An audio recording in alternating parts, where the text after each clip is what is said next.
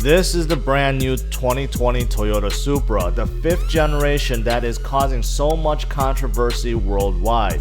Yes, it was co-developed with BMW, and yes, it does share many parts with the Z4. But is it still a proper sports car, and more importantly, is it fun to drive? Well, continue watching and find out.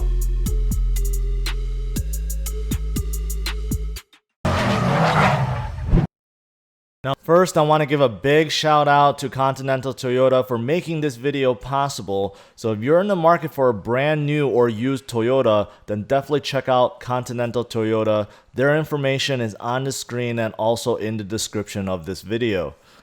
First, let's talk about the looks. The front end to this Mark V Supra is like no other car out there.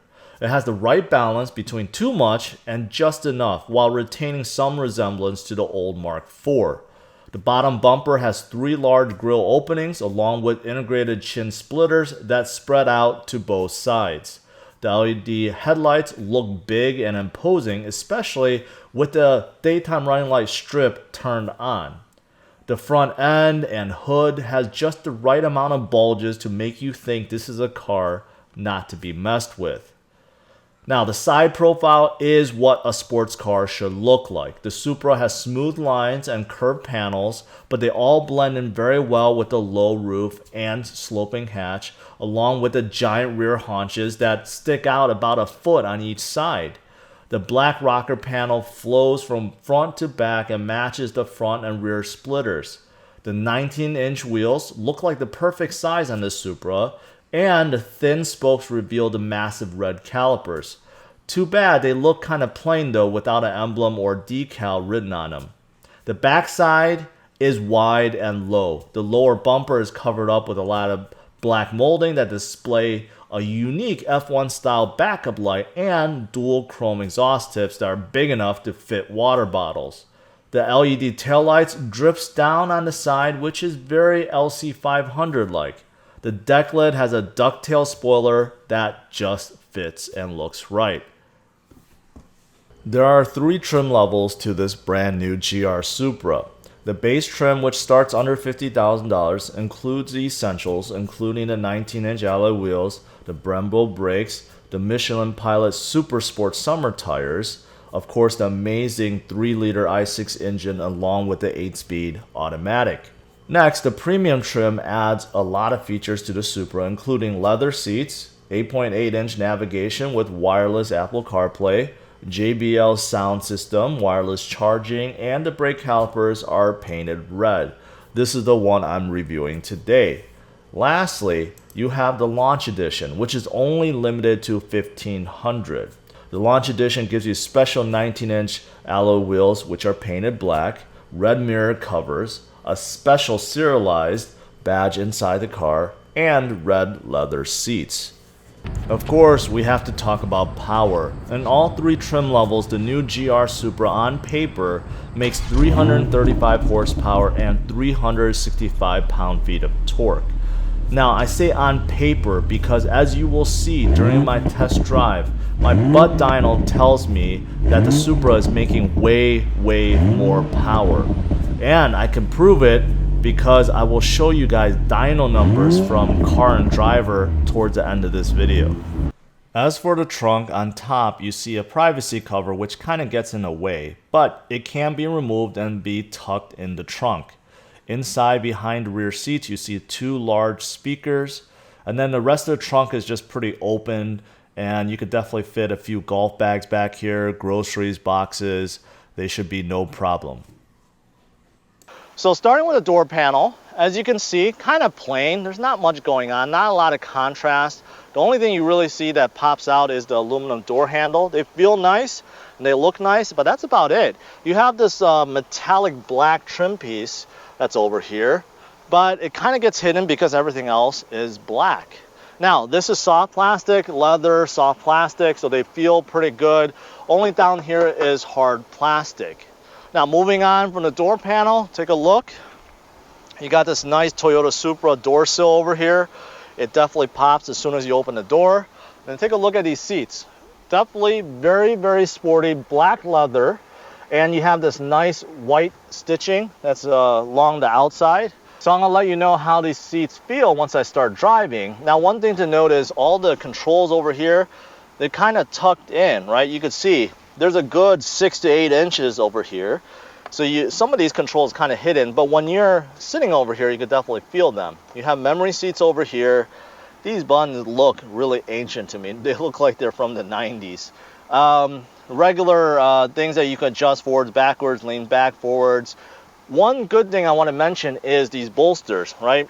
Normally on sports seats, these are either too narrow, too wide, uncomfortable. These are adjustable, so depending on how big your back is, you can adjust it, and you could squeeze your back, you can make it larger. It's up to you. So that's really cool. Now let's take a look at the dash, the large 8.8 inch infotainment system, and then you can see some presets, climate control, and then take a look at this carbon fiber trim that's in the center. That looks really amazing, and it feels great too. You got a couple cup holders, and moving on to the large gauge cluster, pretty much everything is digital there. And then you can see the steering wheel. Now, this is not the most modern or sporty steering wheel I've reviewed, but it's okay. At least it looks better than the steering wheels from the other Toyotas I've reviewed. So it is a little bit different, but I wish this was a bit more sporty looking. Now, in terms of controls, this is for your media and your phone. So you can control a lot of things in your media over here, the mode, the volume, and so forth, your phone control. And over here, this is all for cruise control, just to enable it, disable it, and so forth. And that's pretty much it. There's not much else on the steering wheel, and that's a good thing because you want to pay attention to the road rather than the steering wheel, right?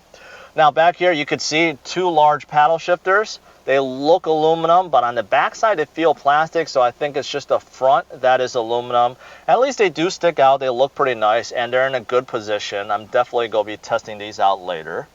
Now, over here, just so you guys could see, this is for your light control and the dimmer switch. That's on this side. That's pretty much it. Over here, pretty simple. I showed you guys the memory seat is on the seat itself. The seat controls is not over here. Now, take a look at this gauge cluster. Basically all digital. You got a large screen here and a screen there, and both temperature and your fuel gauge, both of those are digital. They look analog, but they're digital. Now over here, you got a large screen that kind of shows you a few things: your trip computer, your odometer, your temperature, time. Now it shows you what gear you're in. Of course, you have a large tach, and depending on if you're a sport mode or not, take a look. You know, it changes a little bit. And it'll tell you that you're in sport mode, and it automatically turns off the engine auto stop function. That is really cool. Normally I would have that off anyways, but as you can see, it automatically turns it off for you. So that's really positive. And over here, you have digital miles per hour rather than analog. Now, let's talk about this infotainment system. This is touch, 8.8 inch screen. It's a little bit hard to see because of the glare, but it is very responsive. Everything is touch and everything is broken down very simply. Media, radio, communication, navigation, services, my vehicle, notification. Everything is super smooth, easy to understand, and this is pulled from BMW, and that's a good thing because BMW has been harnessing these infotainment systems for a long time, and it just works. Now, something that's really unique about this is if you move down here, you got a whole bunch of presets. You might be thinking, like, what car in 2020 still have presets for the radio, right? I was thinking that too, but this is a different kind of preset. If you actually hit it, as you can see on top, it says not assigned. So you can assign these to different functions. And I set number 1 to my vehicle.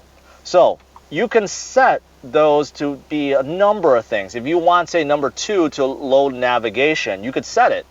You want number 3 to load a certain station, definitely you could set it. But these are all for like things that basically your favorites. If you want to set favorites, you can. You just have to remember up to 8 what those are.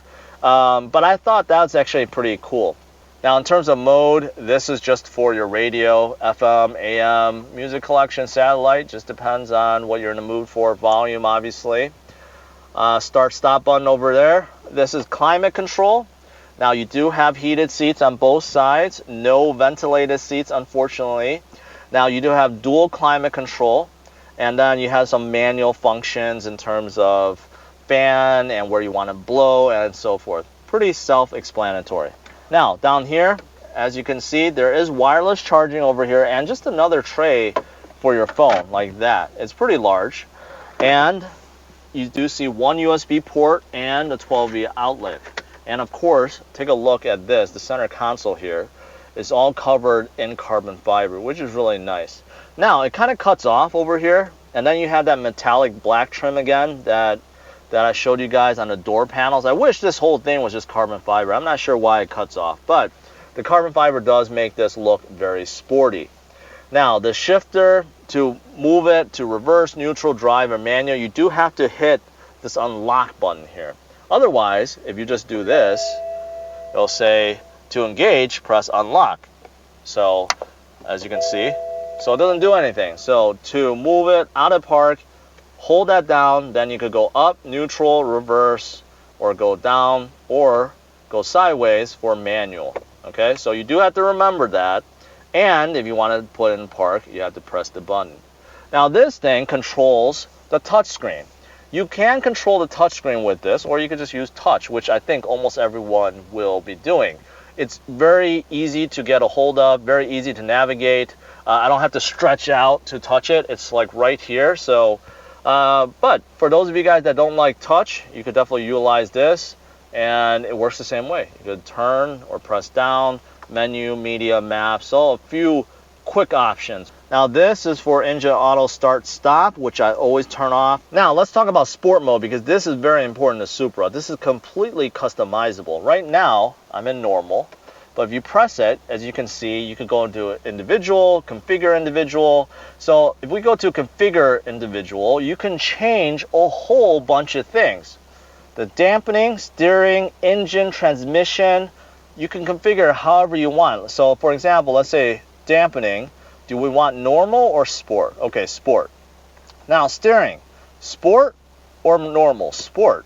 So I'm assuming in sport, you just want everything in sport, but engine in sport makes a big difference already, because I hear the exhaust get louder when in sport mode.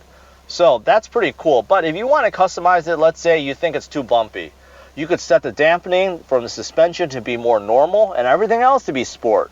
Or if you think the transmission maybe is shifting too fast. Not that I've ever heard anyone complain about that, but let's say you thought so. Well, maybe you just change transmission to normal too. So that is really cool how you could customize your sport settings. And I'm just gonna leave everything in sport. So I'm gonna drive in normal and sport and see how it is.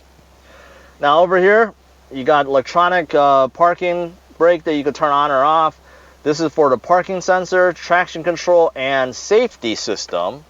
Now the safety system is for all the safety features that you get. Now you could press this and just turn it all off, okay? Or you could turn it all on.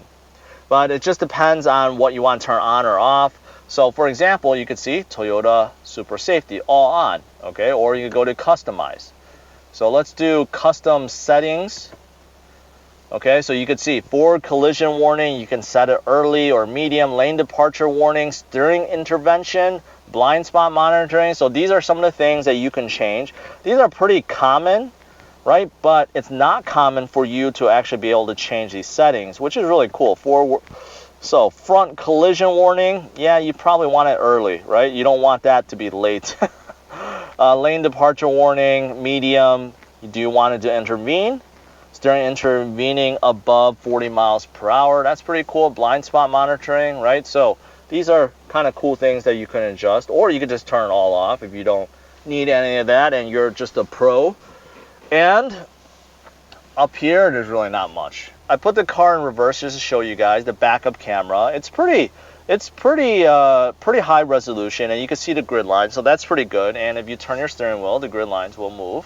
So that's nice. And over here, you do have like a 360 view of your sensors, not so much around the car, but it's a pretty good system. So it shows you, like for example, it detects something's right next to me on the left side. So if you have kids, dogs, toys, whatever that's around you, it will light up, and that's pretty cool as well. All right, it's finally time for a drive. Let's see how this Supra behaves on the roads. I'm already on sport mode. I thought about it. I'm just going to test it in sport. I don't need to test it in normal. And in sport, you could definitely hear the exhaust a lot more. Even just going at low speeds, I definitely hear it.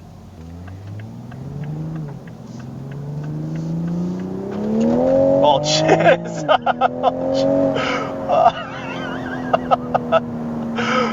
That got up to 60 miles per hour in like no time. I got so used to driving normal cars around. That got up to 60 way too fast. Way too fast. Now in this Supra, 0 to 60 is supposed to come right around 4 seconds. Some people claim it comes faster. Some claim it's a little bit slower, but nevertheless, it is not a slow car by any means. It is very, very fast. Very, very fast. I love this exhaust note right now in sport mode. If you let off the gas, you get kind of like a growly noise, like a burbly noise in the exhaust, and it actually sounds really nice. Oh, jeez. I definitely feel like I'm driving a sports car. It's nice and cozy, right? The windshield, the windows are short, and it just feels like, you know, you're being cramped in here. But that's part of driving a sports car, is that coziness, and I love it. The seats are actually very comfortable. You could adjust the back bolsters. I mentioned that already, and because of that, basically anyone could fit in here. All right, now I put myself into manual shifting in sport mode. Let me see how these paddle shifters are. Oh, jeez. Oh, Jesus Christ. I'm just having way too much fun here. And the heads-up display does tell you, it actually has a nice display. It tells you the speed limit, tells you miles per hour. There's menu items it could show you, but it's in your face. And if you're going a bit too fast, it will tell you. The speed limit sign starts flashing at you. The rear visibility actually pretty good. You know, the trunk window is very slanted, and it's very narrow from the outside, but inside actually I can see it pretty clearly. This is set up with a sport setting right now for dampening, and I just went over some railroad tracks, and it feels really nice. The suspension is stiff, but it doesn't feel uncomfortable. These adaptive suspension really just smooth out the road, and it's really quite nice and surprising. So even if you just set it in sport mode, you could daily drive like this. It's not uncomfortable, and that's really, really nice. Now, what about space? You know what? There's actually a good amount of space. You know, I'm 5'10", so I have no problems with headroom. Although if you're very tall, then visibility might become an issue. But right now, I have no problem with headroom. In terms of width, I feel it's okay.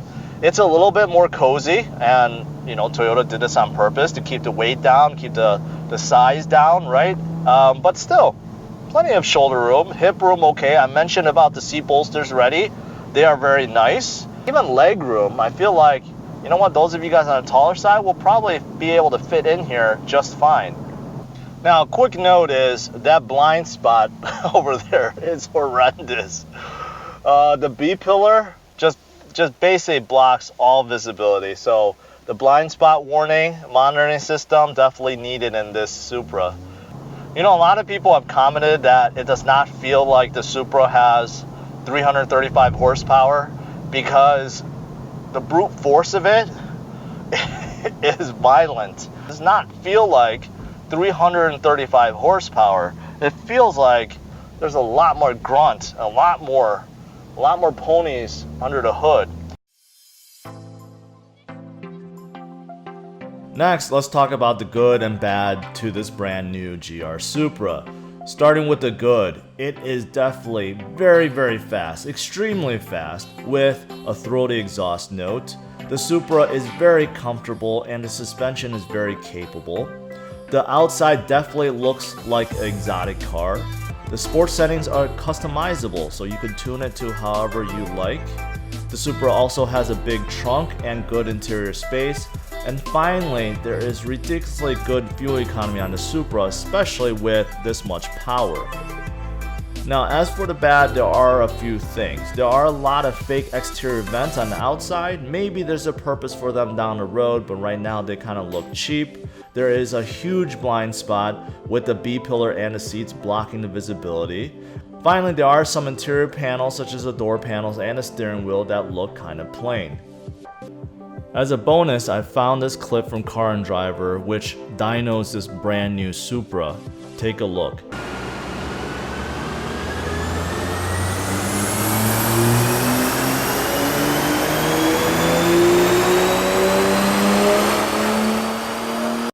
The numbers speak for themselves, and although each individual case may vary, my butt dyno also concludes that this one that I test drove has far more power under the hood than what is being stated on paper. I'm ranking the brand new GR Supra with a score of 98, and if you want to see how it compares to other exotic cars on the list, check out driversonlyrankings.com. Thanks for watching this, guys. Make sure you hit the like and subscribe to the channel if you haven't already, and make sure you check out some of these other videos.